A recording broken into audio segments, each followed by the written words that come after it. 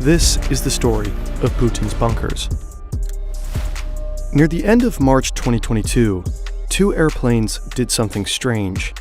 They both belonged to the Rossiya Special Flight Detachment, a fleet of aircraft directly subordinate to the President of the Russian Federation. In peacetime, these planes flew between Moscow, St. Petersburg, and Sochi, but now they flew differently. Only about a month after the full-scale Russian invasion of Ukraine, RA-61716 visited Yekaterinburg once, and then Ufa twice. The other plane, RA-96017, also flew to Yekaterinburg, and then to Magnitogorsk. Why these two planes would fly to these three cities in the east, right when the invasion of Ukraine had just started, was a bit weird. This was the time when Russia realized that their invasion of Ukraine would not take a week. Something changed. Maybe these flights were part of a new drill and preparation of a much longer war, or maybe some politicians just had some undisclosed business. But what made it weirder was the location. Right in the middle of all three of these cities is an open secret. Between Ufa, Yekaterinburg, and Magnitogorsk is the highest mountain in the southern Urals, Yamantau. It is also home to what some believe is a bunker the size of a city made for Russia's political elite. Without the support of our sponsors, we would not be able to make our videos. This video was sponsored by Holzkern. With more than 1 million satisfied customers, Holzkern is the brand for wooden watches and jewelry made from natural materials. Their products are made from FSC certified wood and residual wood from the furniture industry. They offer a wide range of watches. There are completely wood designs, such as this one made of walnut wood and marble, but there's also more standard designs, such as this one. The watches feel premium and are very well made.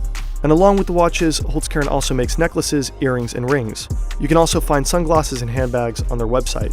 Through the link in the description and with the code FERN, you can get an exclusive discount of 15% on your first Holzkern order. Thanks to free express shipping, it will be with you within 2 to 5 days. If you don't like the products, you can always return them within the first 24 days and you'll get your money back.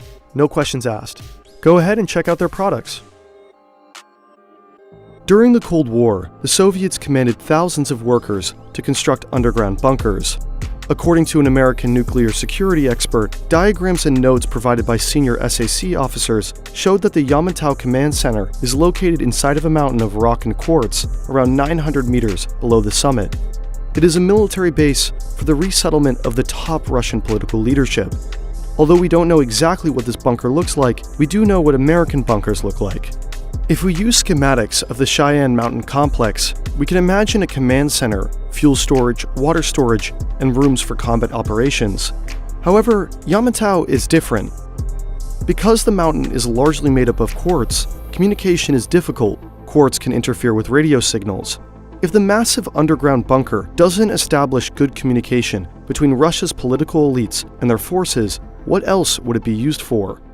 After the Cold War, Yamantau was considered abandoned. The time of infinite communist budgets was over. But Yamantau is special because in the 1990s, US spy satellites picked up that the Russians were working on it again. More than 30 years later, some say construction is ramping up. Next to Yamantau is a town called Mezhgoye. Formed after the merger of two military camps, Mezhgoye is militarily restricted. Not any Russian can get in. So at the end of April 2021, the locals in Mezhgoye were in for a surprise.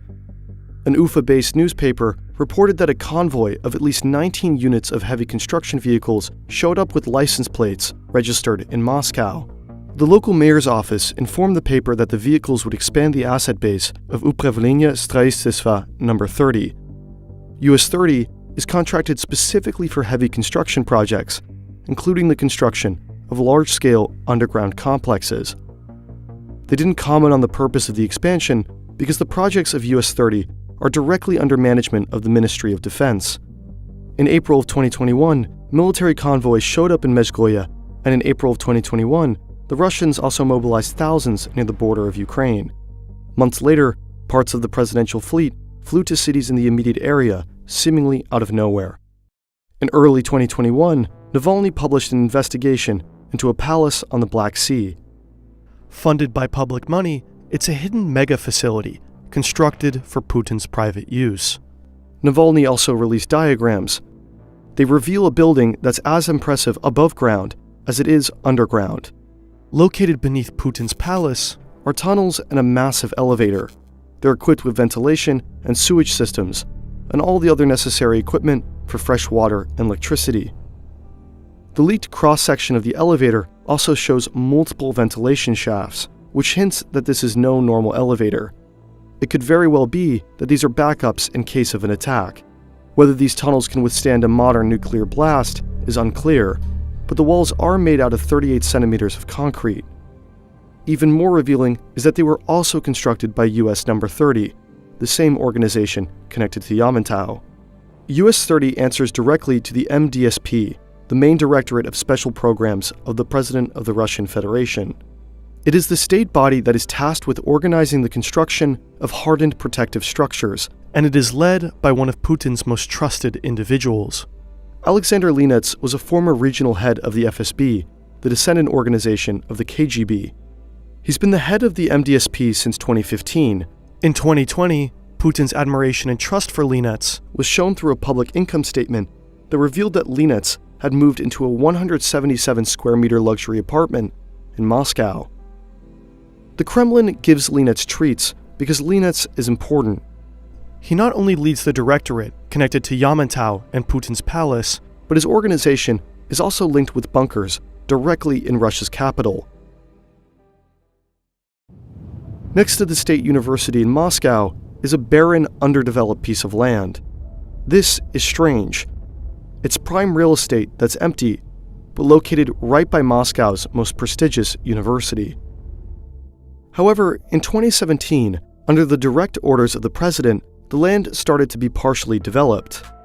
Katerina Tikhanova is a professional dancer who holds master's degrees in mathematics and physics. She serves as the head of the Inopraktika Foundation, which is connected to the development of the land in front of Moscow State University. Under her foundation's lead, the land will become an innovative science park for the MSU. She also happens to be Putin's daughter. The land that is now being developed by an organization that is partially run by Putin's immediate family is also partially owned by Transistroy, also known as TIS. TIS is a construction company whose board is made up of MDSP members. Its deputy head is a former head of US 30, and TIS can only be contracted by foreign third parties upon approval from the MDSP directly. TIS is also known for constructing underground tunnels. See, this land that is now being developed, in part for Putin's daughter's foundation, is not just any piece of land.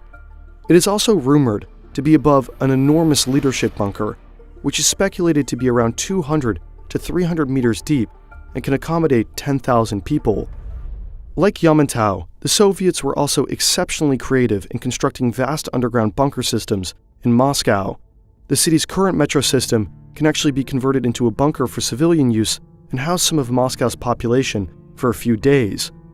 For example, if you go into the Belaruskaya metro station, you'll go down for a while, eventually bringing you into a deep metro station that can double as a bunker.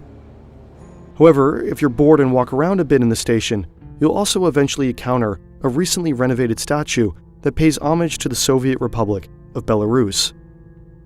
On both sides of that statue are two unsuspecting gray doors, and behind those doors is something else. Initially built for the USSR Ministry of Communication, connected onto the Belaruskaya metro is a massive restricted bunker. It's supposed to be accessible through an external building and can be used as a resilient command post. This bunker is not supposed to be used by any mere civilian, but instead by Russia's military and political class. Now, this bunker is dilapidated and in no state to be used, and these type of constructions aren't actually uncommon. For example, the Ministry of Foreign Affairs also had its own bunker, and there are also declassified images showing even larger designs and schematics for other bunker complexes that could be retrofitted on Moscow's current metro system. However, unlike Belaruskaya and the declassified images that have already been revealed to the public, there are still some underground bunker systems in Moscow that remain highly confidential. On November 17, 2015, Pavel Safronov, a digger in Moscow, was apprehended by the FSB. Only a year before, Pavel and a few others had wandered around what they believed was the Metro 2 tunnel system for 3 entire days. Metro 2 is rumored to be a secret underground metro that connects the Kremlin with the massive underground bunker complex that is supposedly located right by Moscow State University, the land that is right now being developed. According to the group of diggers, some of the tunnels were hundreds of meters long and 25 meters high, although many were also abandoned and dilapidated. However, Pavel also reported discovering a closed-off entrance that linked to the Kremlin. These diggers' accounts are of course hearsay, and there was no evidence that the tunnels were being used extensively while Pavel had explored it, but it's only after Russia annexed Crimea in late 2014 that Pavel was arrested for leaking state secrets. Take that fact as you will. Now, does this tell us enough about the bunker by the MSU? Honestly, no. At the end of the day, we don't know what the bunker under Ramenki looks like, nor do we know the extent of all the underground tunnels and bunkers in Moscow. Maybe it's just a pure coincidence that Putin's daughter just happens to now be connected with a pretty large infrastructure project built on top of what is likely a massive leadership bunker, even during a time when the safety for his family is more pressing than ever. But honestly, we have no clue. Putin is a man shrouded in mystery, and so are his and his country's bunkers. For example, located near the Altai Mountains is a compound that is separate from the public. Built by Gazprom as a high-profile retreat, it's also been used by Putin in the past for state visits. On its own, the building doesn't seem like much. Pretty solid house next to a large river, relatively secluded, with only a few additional buildings.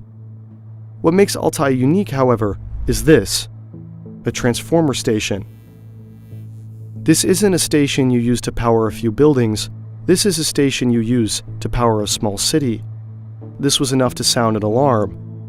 A professor in Russia made pretty large claims that some of the president's family is hunkered down in Altai, in some type of extremely advanced bunker unknown to the public.